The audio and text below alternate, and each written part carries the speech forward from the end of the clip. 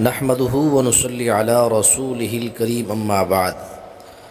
معزز سامعین و سامعات، ناظرین، اللہ کے فضل و کرم سے قرآن و حدیث کی روشنی میں اس چینل کے توسط سے الحمدللہ پوری دنیا سے جہاں اردو جاننے والے ہیں، چاہے وہ ہماری مائیں ہیں، ہماری بہنیں ہیں، ہمارے بھائی ہیں، وہ ہم سے رابطہ کرتے ہیں۔ ہم قرآن و حدیث کی روشنی میں ان کی مکمل طور پر رہنمائی کرتے ہیں۔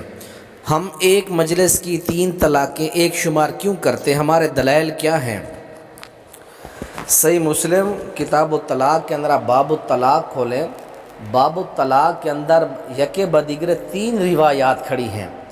پیارے پیغمبر جناب محمد الرسول اللہ صلی اللہ علیہ وسلم کے دور میں، حضرت صدیق اکبر رضی اللہ تعالیٰ عنہ کے دور خلافت میں، اور حضرت عمر فاروق رضی اللہ تعالیٰ عنہ کے دور خلافت کے ابتدائی 2-3 سال تک ایک مجلس کی 3 طلاقوں کو ایک شمار کیا جاتا تھا۔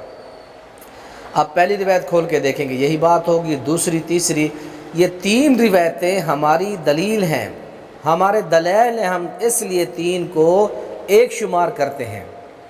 اور حضرت عمر رضی اللہ تعالیٰ عنہ کا ایک سیاسی فیصلہ تھا۔ بڑے بڑے 4 اکابر علماء دیوبند نے یہ بات اپنی کتابوں میں لکھی ہے، بلکہ یہ لفظ لکھا ہے کہ سیاسی فیصلہ تھا ان کا۔ تو ان لوگوں نے اس سیاسی، ان کا ایک تحدیدی جو فیصلہ تھا اس کو تو لے لیا، اور ان کا جو پہلے 2 سال کا فیصلہ تھا اور پیچھے 2 دور کے جو فیصلے تھے وہ نہیں مانے ان لوگوں نے۔